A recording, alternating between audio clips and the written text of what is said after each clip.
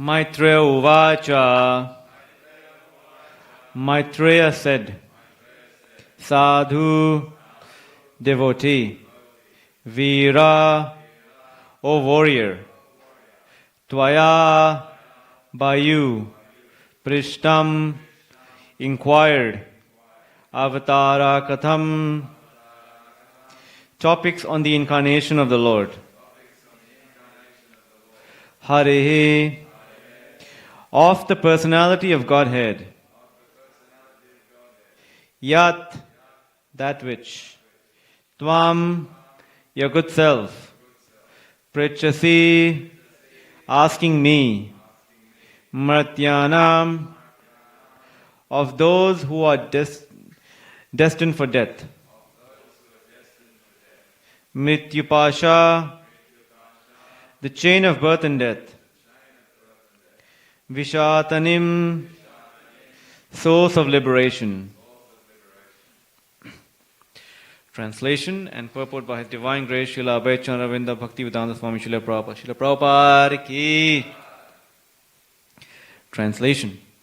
The great sage Maitreya said, O warrior, the inquiry made by you is just befitting a devotee because it concerns the incarnation of the personality of Godhead. He is the source of liberation from the chain of birth and death for all those who are otherwise destined to die. Purport. The great sage Maitreya addressed Vidura as a warrior, not only because Vidura belonged to the Kuru family, but because he was anxious to hear about the chivalrous activities of the Lord in his incarnations of Varaha and Nrsimha. Because the inquiries concerned the Lord, they were perfectly befitting a devotee. A devotee has no taste for hearing anything mundane. There are many topics of mundane warfare, but a devotee is not inclined to hear them. The topics of the warfare in which the Lord engages do not concern the war of death, but the war against the chain of Maya, which obliges one to accept repeated birth and death. In other words, one who takes delight in hearing the war topics of the Lord is relieved from the chains of birth and death. Foolish people are suspicious of Krishna's taking part in the battle of Kurukshetra, not knowing that his taking part ensured liberation for all who were present on the battlefield. It is said by Bhishma Deva that all who were present on the battlefield of Kurukshetra attain their original spiritual existences after death. Therefore, hearing the war topics of the Lord is as good as any other devotional service. Om Ajnanatimirandasya Gyananjana Shalakaya Chakshurun Militam Yena Tasmai Shri Guruve Namah Shri Chaitanya Manobishtam Stapitam Yena Bhutale Swayam Rupa Kadamayam Dadati Swapadantikam Vandeham Shri Gurun Shri Yuta Padakamalam Shri Gurun Vaishnavamscha Shri Rupam Sagrajatam Sahagana Raghunatan Vitam Tam Sajivam Sadvaitam Savadutam Parijana Sahitam Krishna Chaitanya Devam Shri Radha Krishna Padan Sahaganaita Shri Vishakan Vitamscha He Krishna Karuna Sindhu Dina Bandhu Jagatpate Gopesha Gopika Kanta Radha Kanta Namostute Tapta Kanchana Gaurangi Radhe Vrindavaneshwari Vrishubhanu Sute Devi Pranamami Hari Priye Vancha Kalpa Tirubhascha Kripa Sindhu Bhaevacha Patitanam Pavanebhyo Vaishnavebhyo Namo Namaha Jai Shri Krishna Chaitanya Prabhu Nityananda Shri Advaita Gadadhara Shri Vasadi Gaura Bhakta Vrinda Hare Krishna Krishna Krishna Hare Hare Hare Rama Rama Rama Hare Hare Hare Krishna, Krishna Krishna, Hare Hare, Hare Rama, Rama Rama, Hare Hare, Hare Krishna, Krishna Krishna, Hare Hare, Hare Rama, Rama Rama, Hare Hare.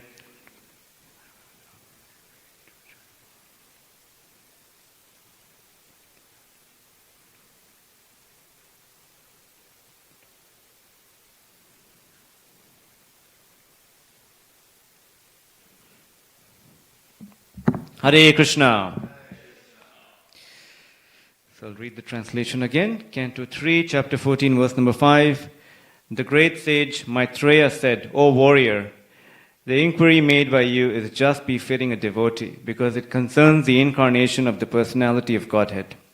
He is the source of liberation from the chain of birth and death for all those who are otherwise destined to die. So when I was reading this verse, when I was preparing for it, I was remembering at one occasion I was fortunate to be with a very senior Sankirtan devotee, forget his name, in the US.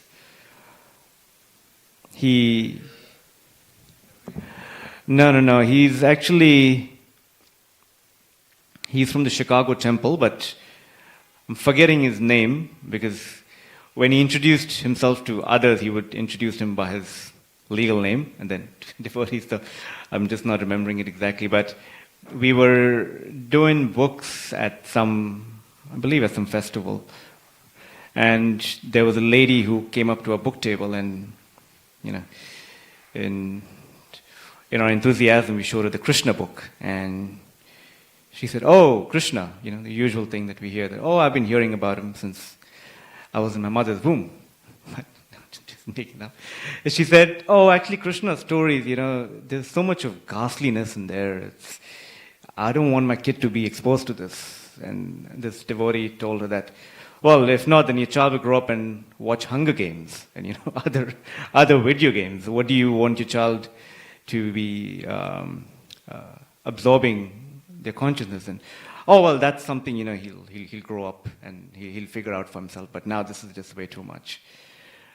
Now, but there's, obviously, that's how people in the conditioned state of consciousness see things. But when we read through certain stories and pastimes in the Bhagavatam, we see that at the end of every chapter, there's usually some benediction or something that's offered. If you recite this, if you read this with devotion, this is what you do achieve. So, what do we achieve by reading about the pastime of the Lord Varahadev?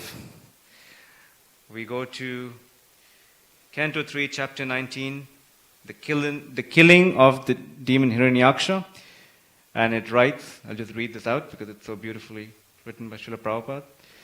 This most sacred narrative confers extraordinary merit, wealth, fame, longevity, and all the objects of one's desire. On the field of battle, it promotes the strength of one's vital organs and organs of action. One who listens to it at the last moment of his life is transferred to the supreme abode of the Lord, O dear Shonaka. Devotees are generally attracted by the narratives of the pastimes of the Lord, and even though they do not prosecute austerities or meditation, this very process of hearing attentively about the pastimes of the Lord will endow them with innumerable benefits such as wealth, fame, longevity, and other desirable aims of life. If one continues to hear Srimad Bhagavatam, which is full of narratives of the pastimes of the Lord, at the end of this life, one is sure to be transferred to the eternal transcendental abode of the Lord. Thus, hearers are benefited both ultimately and for as long as they are in the material world. That is the supreme, sublime result of engaging in devotional service. So this is the benefit we receive by hearing about the pastimes of the Lord. And here we see that Maitreya is very keen and very anxious and very enthusiastic to hear about the pastimes of the Lord. And Vidura is very enthusiastic to receive the inquiries. He's inquiring about the Lord, and Maitreya is congratulating him. And in this purport, Srila Prabhupada writes at the end, Bhishma Dev said that all those who were present on the battlefield of Kurukshetra attained the original spiritual existences after death. So I was referring to that text where Bhishma Dev speaks to Yudhishthir and confirms this. And it is said that just by the Lord's merciful glance on the enemies on the for the opposite sides, they basically attained salvation. So in a war, we see there's always a side that wins and loses. There's, a victory for one and loss for the other. But in this instance, there's a win-win situation. Both sides have actually benefited. I mean, obviously, Arjuna, virtue has been established, and at the same time, it's those soldiers who would have otherwise, proper rights in the purport, would have died, under conditional circumstances at home. They've now been conferred this, beautiful benediction of being transferred to the spiritual realm because of Krishna being present. So it's always a win-win situation for both. In this case, it's auspicious for everyone. The presence of the Lord, and as we understand, the Lord and His name and His pastimes are actually absolute. So we get the same benefit by being in the personal presence of the Lord and hearing from Him in the form is passed on the Srimad Bhagavatam. They actually confer the same benefit. So this is something, as we mature, as we advance, we come to realize that there's no difference between the Lord and His pastimes. Now, one thing I wanted to discuss here is Maitreya congratulating Vidura. And interestingly, if you see, they've been speaking for quite a while. Here, obviously, there have been many instances where Maitreya does acknowledge Vidura, but here he's saying, the inquiry made by you is just befitting a devotee because it concerns the incarnation of the personality of Godhead. I was listening to His Holiness Radhanath Swami on this talk, and he was describing the background behind Vidura, taking up pilgrimage and coming, being blessed by the association of Maitreya. First he meets Uddhava, then now he's meeting Maitreya. And we see that there's a backstory to this whole instance. I mean, if you would just see it on surface, Maitreya, Vidura is inquiring from Maitreya, and Maitreya is congratulating him, and then there's a discussion that's happening on the different pastimes of the Lord. But what's the background behind all of this? And that is that Vidura, when he sees Duryodhana acting in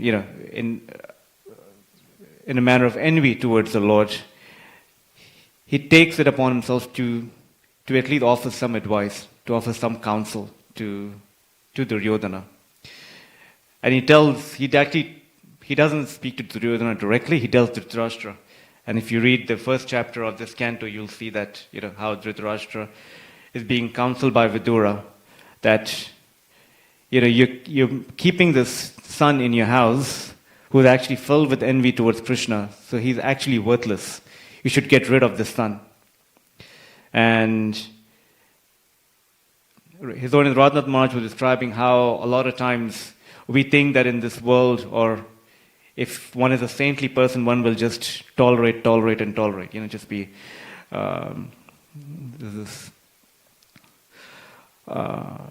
my Guru Maharaj always says that, people think that when they come to a saintly person, it should just be like shanti, just with their eyes closed and just having a long, beaming smile. But Prabhupada, you see, would always, when he saw something wrong, he would chastise. So here Vidura is actually chastising Dhritarashtra, that this son will just bring you ruination, so better to get rid of him. And very well knowing what the consequences could be.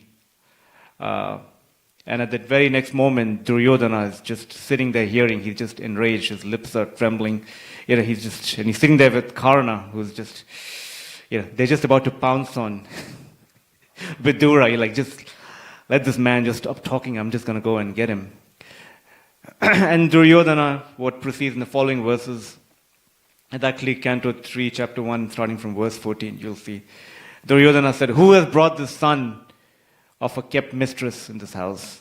What right does he have to say us?" And he's actually working as our spy. He's working for an enemy, even though he's being, maintained by us. So he speaks, very harsh words. And he's like, "Get out of here before, before you're not even able to take your last breath. So if it was his call, he would have beaten Vidura to death in the palace of Dhritarashtra, but he didn't do so. And Vidura, it is described in the following verse that even though his ears were pierced by arrows of Duryodhana's words, and he felt so afflicted by how Duryodhana acted, Prabhupada writes beautifully in the purport that he saw two things. He saw how the external energy of the Lord, which is Maya, is actually, in one sense, taking Duryodhana towards ruination.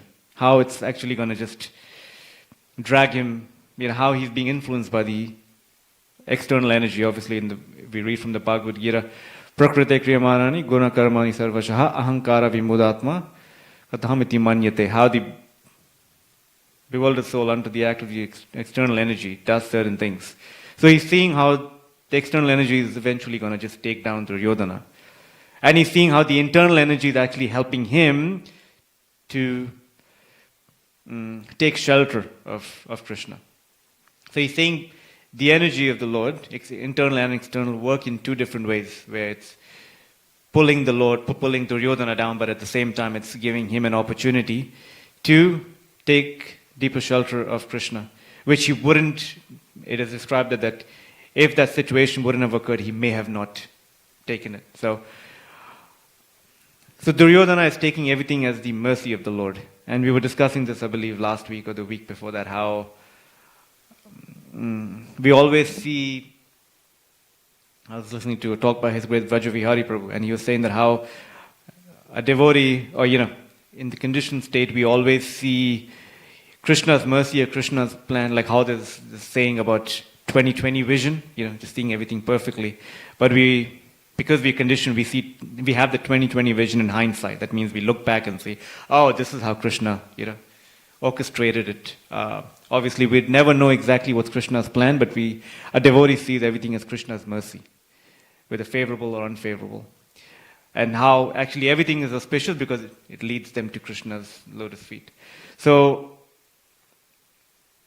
a devotee sees, and Prabhu was describing that how when we mature in a Krishna consciousness, when we mature in a bhakti, for example, if something were to happen to me now, and I were to realize what happened, let's say, X number of years later, as we mature in a Krishna consciousness, and that gap between us realizing and that situation occurring actually gradually reduces to the point where instantly we're saying, oh, this is Krishna's mercy. And that again, like I said, as Prabhu was describing, it takes maturity and it takes realizations, and also the grace of the Lord. So here we see Vidura acting in such a way that, from the point that he started on pilgrimage, that he's seeing, he's utilizing every opportunity he has to hear about the Lord, to hear about His glories, and to glorify the Lord wherever he can. And obviously we read in the first canto, after all this, after he finished inquiring, after he's been sufficiently equipped with transcendental knowledge, he moves back to, he goes back and he tells Dhritarashtra, after the sons have been killed, that, what are you doing? You're being maintained in the house of that person who killed your son. You need to get out. And obviously we see it's the further description in the first canto that we can refer to. So, what benefit do we get by hearing about the Lord, about all these pastimes? Especially here it is described, the war, like it is described in the last part of this purport. Therefore, hearing the war topics of the Lord is as good as any other devotional service. When I was reading this, I remembered, obviously there are so many warlike topics that actually happen in the Bhagavatam. There's, in the verse that we describe tomorrow, we'll read about Dhruva Maharaj, Prahlad Maharaj in the 7th canto. Interestingly, once I was listening to Gauranga Prabhu, a class on Nrsimha Chaturdasi, and he was describing that there are so many deeper aspects of Nrsimha Leela that that if we really sincerely hear the pastimes, it'll affect us in all levels. It'll purify our consciousness. And he said that how Hiranyakashipu had asked for 5 benedictions. That was not to be killed on the land, not to be killed on water, not to be killed either in the daytime or nighttime, not to be killed by any human being, and not to be killed by any weapons. These were the 5 benedictions that were offered to Hiranyakashipu. So he said that how Hiranyakashipu actually, what he asked for is, one sense, he was trying to evade mortality. He was trying to be immortal, but he wasn't able to do so. And ultimately what he said is, the lesson that we learn from that is, what you see in the family of Hiranyakashipu, there was Prahlad Maharaj, he surrendered to the Lord, but Hiranyakashipu couldn't, because his false ego came in the way. His false ego, and that's how we all operate in this world. We are operating under a false ego. Our real ego is that we are eternally the servants of the Lord, but a false ego, we want to be the servant of our senses, we want to be the servant of our own, false identity. So Hiranyakashipu had asked for these 5 benedictions, and eventually he was killed by the Lord. So Gauranga Prabhu was mentioning that how false ego cannot be killed in the daytime or nighttime, cannot be killed by any weapon, cannot be killed either in either on planet Earth or any higher planets, not by any human and not by any I'm forgetting. Neither inside or outside properties or one's house. It can only be killed by the mercy of the Lord. And in our instance, that mercy of the Lord comes through the disciplic succession or the Guru Parampara or the devotees of the Lord, who actually will help us get rid of our false ego. So that's the aspect of Narasimha Leela. But again, like I said, there are so many other pastimes that happen that have been described in the Bhagavatam. And one particular pastime or a series of pastimes that I personally felt very purified, and I felt very ecstatic to hear the deeper meanings behind it was when I had the good fortune of reading a book by His Grace Chaitanya Charan Prabhu about the wisdom of the Ramayana, and he writes about it, how Hanuman, the monkey, the monkey soldier, how he overcame all obstacles to serve his dear Lord, Sri Ram. Hanuman was determined. If you follow the pastime, if we follow the story, we see how Hanuman entered Lanka searching for Sita. And in the course of that, he, again, understanding that Sri Hanuman was actually a celibate. He was lifelong brahmachari, and for his service, he had to venture out into areas where he had to, obviously he was searching for Sita, so he had to search for where there were women. So in his course of his search, he looked through palaces, he looked through different areas where there were times where, some of the women there were not, appropriately dressed because at that time of the hour. And, he was trying his best to look for Sita, and eventually there came a point where he came across one room in which he saw Ravana and his queen sitting there very comfortably. And he felt delighted that he may have finally found Sita, but he realized, how can Sita be sitting so comfortably in the absence of her Lord? So he was actually, at that point in time, he felt quite discouraged that maybe, what if Sita is not alive?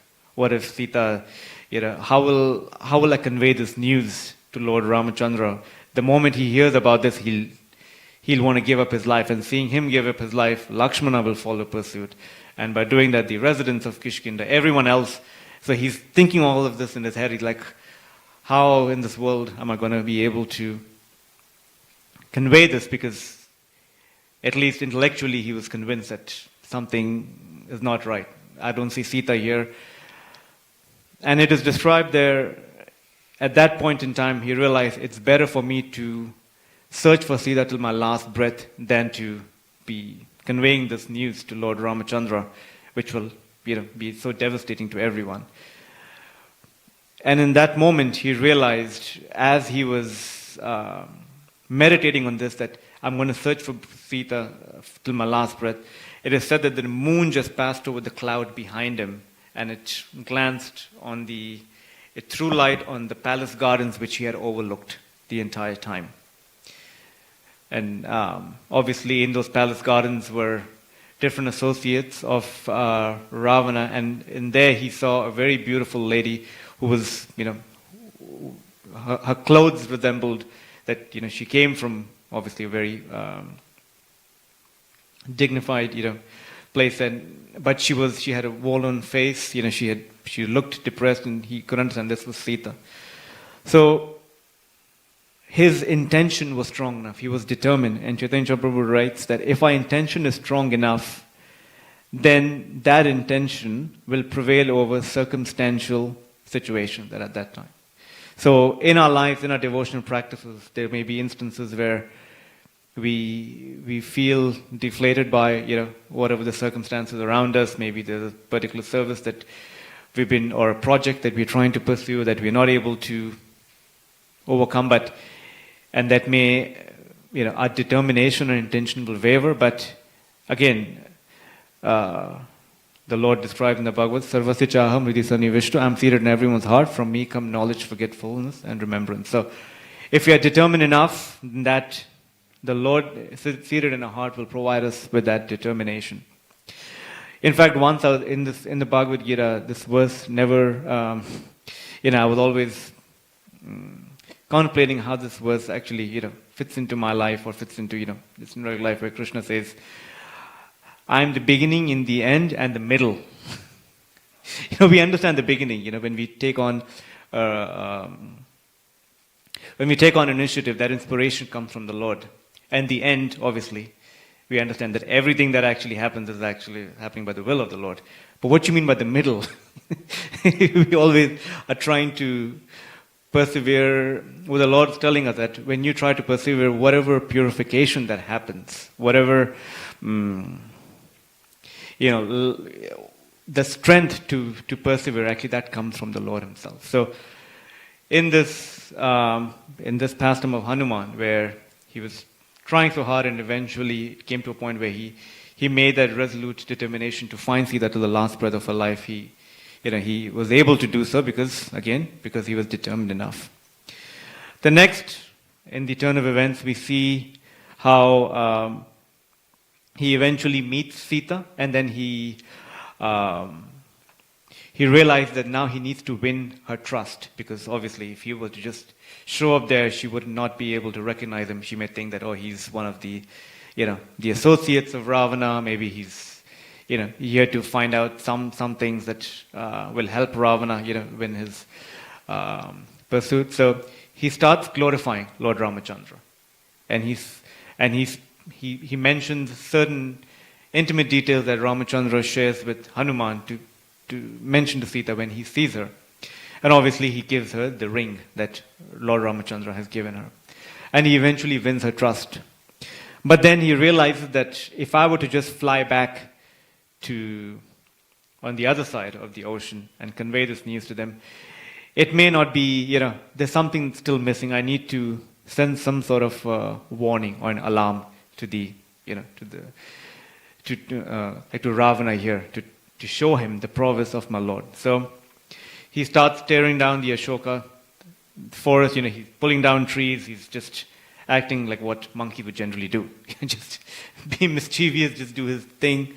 And at that time, all the guards of Ravana come and try to hold him down, but obviously he's quite a strong Vanara, so they're not unable to do so. At that same moment, Indrajit, one of the sons of Ravana, comes there and attacks him with a weapon, due to which he is temporarily put under control.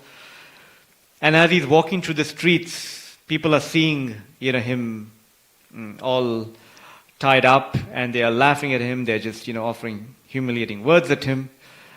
But at that moment, Hanuman is so fixed on looking through the whereabouts of Lanka. He's examining everything so that he can convey this information back to Lord Ramachandra when he's back.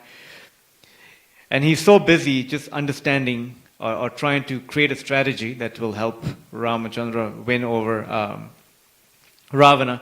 that it said that he was just too busy to be humiliated. Everything, all the chatter that was happening around him, nothing went into, it went in through his ears and it just stayed there. It didn't even enter into his heart. If someone, let's say, and it's a human psyche, if let's say we come across 10 people during the day and 9 of them offer us very,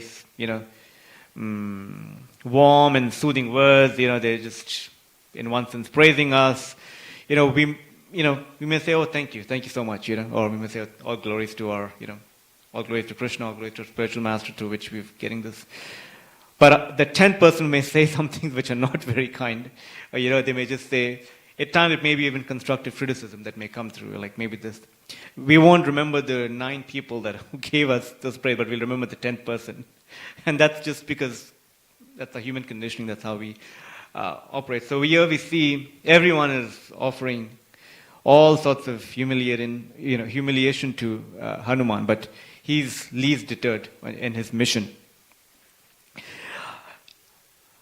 Srilan Chandra Prabhu writes, if we stay fixed in our intention to serve the Lord, we will always find some opportunity to serve the Lord, even if this service may radically differ from a normal service.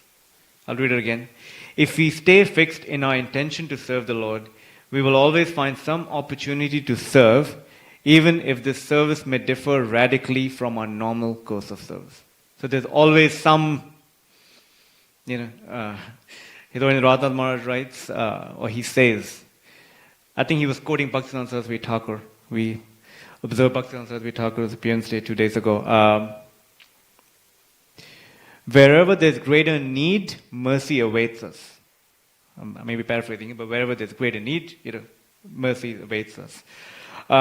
So here we see there's always an opportunity to serve the Lord, and we see this in the lives of personalities like, Dhruva. We see in the life of Vidura that he didn't hold any resentment towards, Vidura and Duryodhana. Dhritarashtra and Duryodhana. Rather, he was always acting as a well-wisher. And we see in the lives of Srila Prabhupada as well, that how he was always the well-wisher of every living entity, every person that came into contact with him. In fact, he would always sign his letters, "Your ever well-wisher." Once, I think my Guru Maharaj was mentioning, or somewhere it was written that after A.B. Nair, after he left this planet, whom Srila Prabhupada called a demon, because he really tried to hinder into the construction of the temple of Radha Rasbihari at Juhu. And he said, Srila Prabhupada, where do you think Mr. Nair must have gone?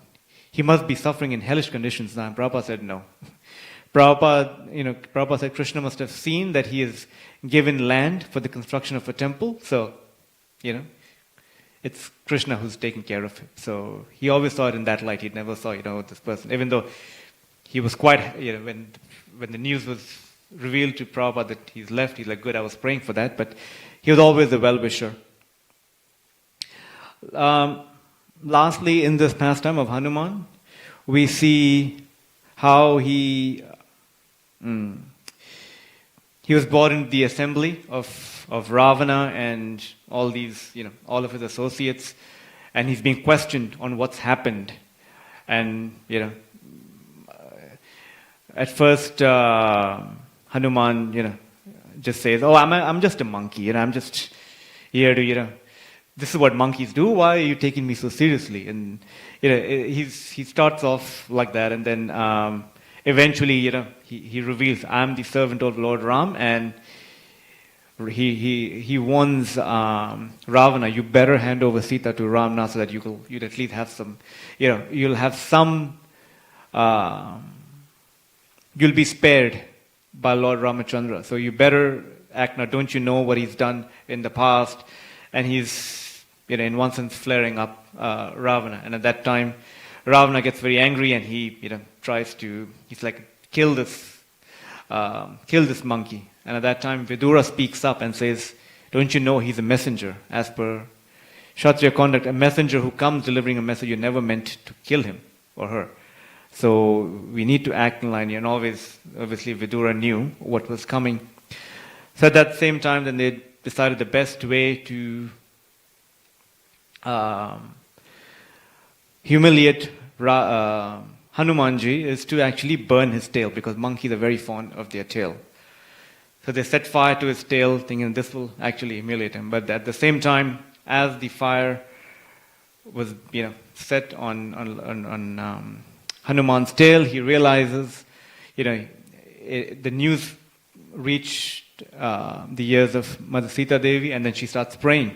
And obviously, the fire then has, instead of a burning effect, has a cooling effect on Hanuman's tail. And he then obviously starts, take that opportunity to basically alarm the residents of Lanka, and also tell Ravana. And he jumps up and on the terraces, and it's destroying Lanka. I was listening to Amarendra Prabhu, and he was saying how the tail, and in fact, Chaitanya Charan Prabhu writes in this pastime, the story that we learn from it is those that, the demons, what they attack with eventually becomes that which, boomerangs and it attacks them, and, it comes back to bite them. So, even though they set ablaze Hanuman's tail with that very tail, then basically burned down Lanka. So, demons, or in modern day terminology, atheists, or those people that actually decry the existence of the Lord, the very fact that they, whatever tools that they use, to decry the Lord or his or anything to do with his energies, become the cause of their own destruction. Amarendra Prabhu was describing a very interesting perspective here. I think he was quoting one of the previous acharyas, that how obviously the tail is at the backside of the monkey, so it's behind the body. So how we as devotees, or even in the outside world, we should be very vigilant, because there's a tendency for us to always, or maybe in our conditioned state, to, if we ever engage in any sort of criticism of a Vaishnava behind their backs, then this is what happens. We will eventually be embarrassed, or it'll come to bite us. So we should be very vigilant. I was remembering once in a Juhu story pastime how A.B. Nair, or I believe his wife, had actually engaged the police to go and attack the devotees. And she went, and obviously the police, they were very influential people. So they asked the police to please, take down the structure of the temple and put these devotees in the prison. And obviously it had to do with certain duration. If there was no structure standing on those premises for 24 hours, and obviously the devotees weren't there, because if the devotees weren't there, they wouldn't be able to get the approvals to get to get the structure up in a short span of time. Then obviously that'll mean that the wife of A.B. Nair or that party can actually come and reclaim the land. So there's some technicalities around it. So she worked it around, and she asked the police, she bribed the police to go and take down the structure. And obviously the police came, and it's described. When you read that pastime, it really incites the virya rasa within you. You feel like, oh my God, what is just happening? I need to go and do something.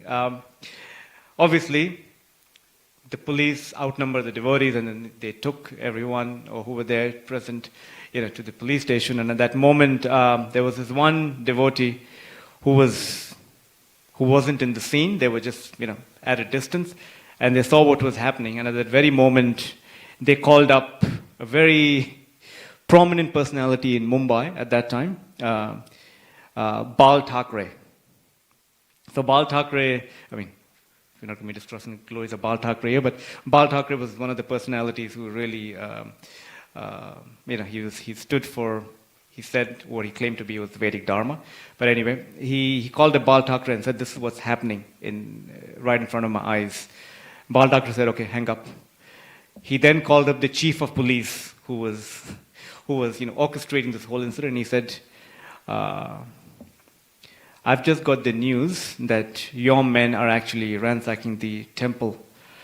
And the police thought that, oh, okay, maybe, what should I do next? He's like, don't you forget whose city this belongs to? Who's the proprietor of this city? And he said, oh, Bal Sahib, it's actually you.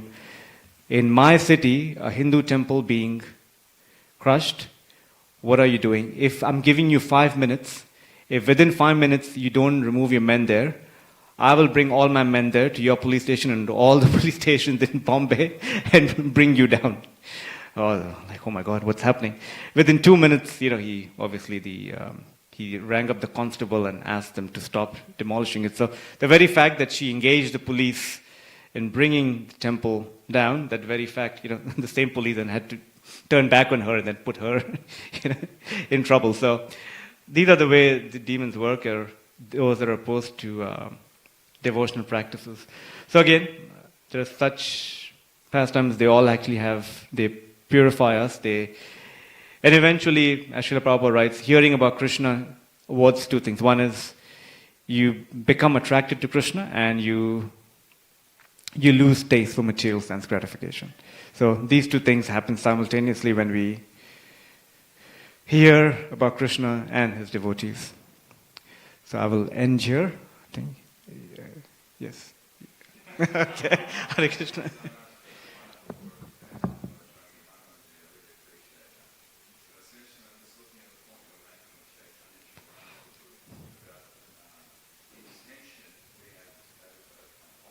Yes.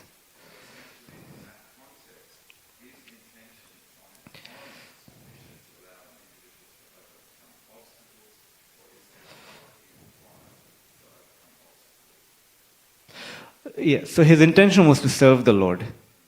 So when your intention is to serve the Lord, and His Holiness Radha Maharaj was saying it's sincerity that actually Krishna is most attracted to.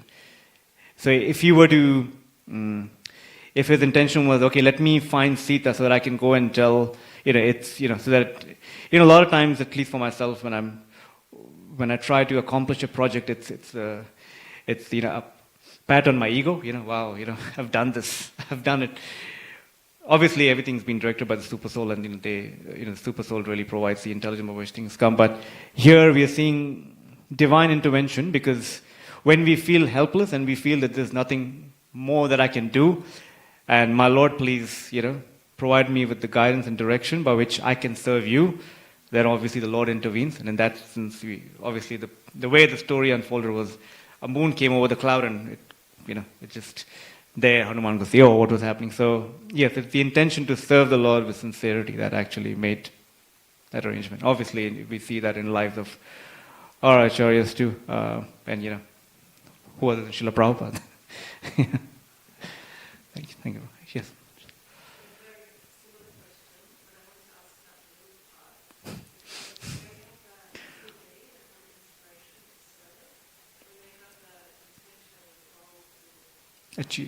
Yeah.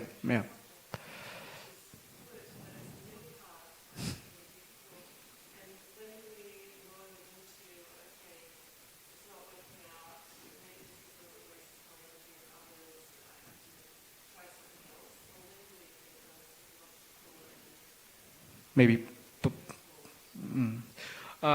Good question. Once I was listening to a class by His Great Radha Vinod Prabhu, and he was mentioning this, that how do we know, should we push ahead with something, or is Krishna trying, what's Krishna trying to tell me? Because obviously there'll be obstacles in whatever we do. There may be times when Krishna is telling us, maybe it's, maybe take a break, or maybe teeter in this direction, maybe, so he was saying, obviously we understand through Guru, Sadhu and Shastra.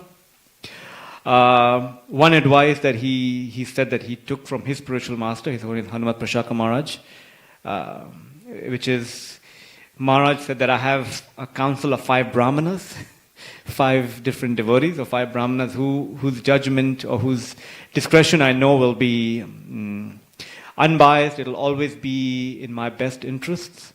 If somehow or the other, if I'm fortunate, he's saying if by good fortune you find, he said 5, but I guess whatever number we find reasonable, but he said he always goes to these five devotees, five brahmanas, and he asks each one of them, what's your thought? Do you think this is to be pursued?